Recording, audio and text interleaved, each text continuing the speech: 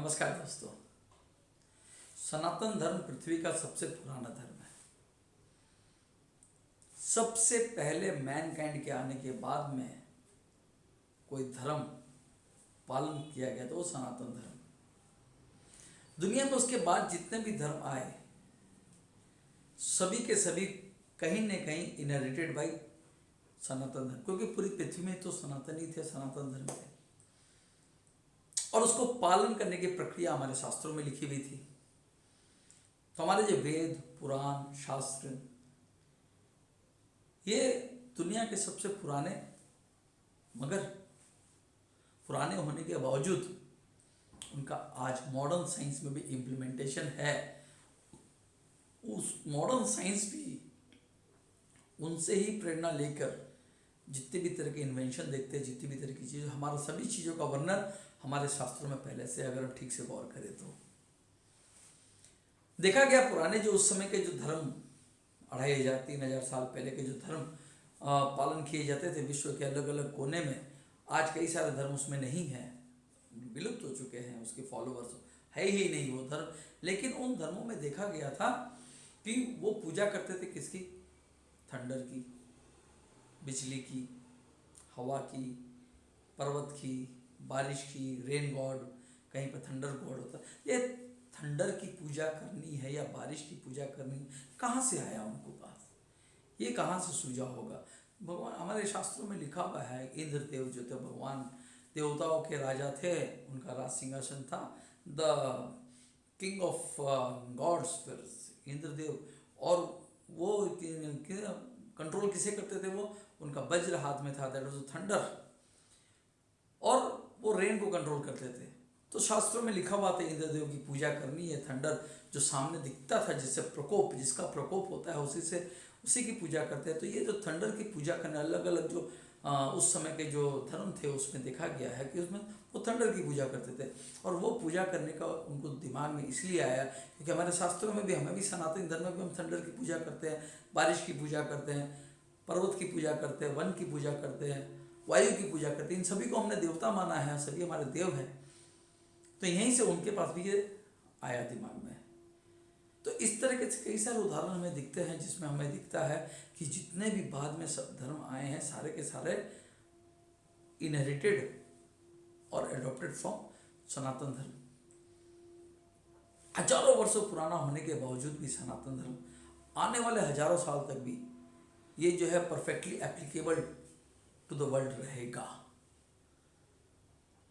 आज भी जो हमारे शास्त्रों में लिखा हुआ है उसी के ऊपर दुनिया चलती है। नए नए इन्वेंशन में मॉडर्न साइंस ने डेवलपमेंट करी है।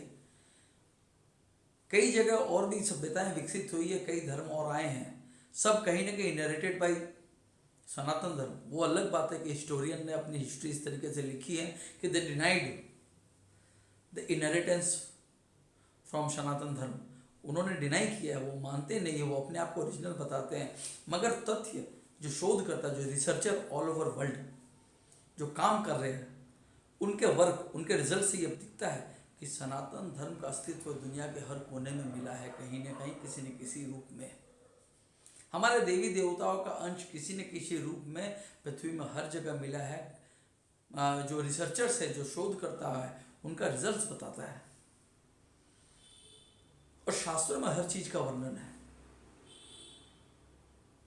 ऐसा तो ये बहुत बड़ा टॉपिक है, कई सारी चीज़ों को उदाहरण हम ले सकते हैं, लेकिन समझने वाली सिर्फ बात यह है कि आज का मॉडर्न साइंस अभी तक हमारे शास्त्रों का जो साइंस था, जिसको बेस करके हमारे जो पूर्वज, जो ऋषि मुनि जो एक्सपेरिमेंट्स करके चले गए, जो इन्वेंशंस करके चले गए, उस तक तो अभी तक नहीं पहुंच पाया मॉडर्न साइंस।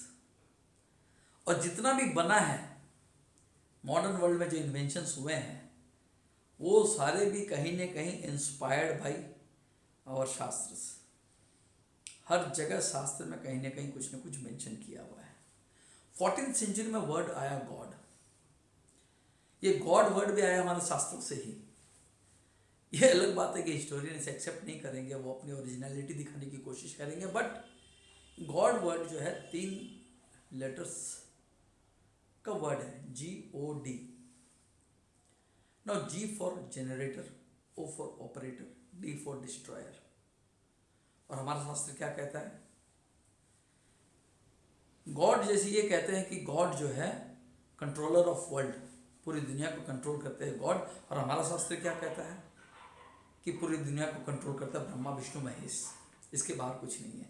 तो ब्रह्मा द जनरेटर वो जी है गॉड का, विष्णु द ऑपरेटर वो ओ है गॉड का, और D the Mahesh the destroyer वो डी है गॉड का। तो जहाँ गॉड जनरेटर ऑपरेटर डिस्ट्रॉयर, वही हमारे शास्त्र के अनुसार ब्रह्मा विष्णु महेश। तो गॉड वर्ड भी जो है इनहेरिट किया गया है हमारे शास्त्रों से ही। माने ना माने अलग बात है, तथ्य और हमारे तर्क जो है इसी बात की तरफ इंगित करते हैं, क्योंकि इनको भी वहीं से इंस्पिरेशन लेना पड़ा था गॉड वर्ड बनाने के लिए। इस तरह कई सारी बातें हैं, कई सारे उदाहरण हमारे सामने हैं जिनको हम देखते हैं कि हमारे शास्त्र में उसका स्वरूप बदल कर, नया नामकरण देकर, नई तरीके से प्रोड्यूस किया गया है मॉडर्न साइंस में, लेकिन कहीं ना कहीं वो इनहेरिटेड है हमारे शास्त्र से ही। अगले वीडियो में आपको बताऊंगा कि हमारे शास्त्र हजारों साल पहले एटॉमिक स्ट्रक्चर को डिफाइन कर चुका था, जो मॉडर्न साइंस अभी कुछ सालों आगे, कुछ सालों पहले एटॉमिक स्ट्रक्चर को डिफाइन किया है जिसने, और हमारे शास्त्र में हजारों साल पहले ही एटॉमिक स्ट्रक्चर को बता दिया गया था। देखते रहिए वीडियो, मिलेंगे फिर अगले वीडियो में, तब तक के लिए नमस्कार।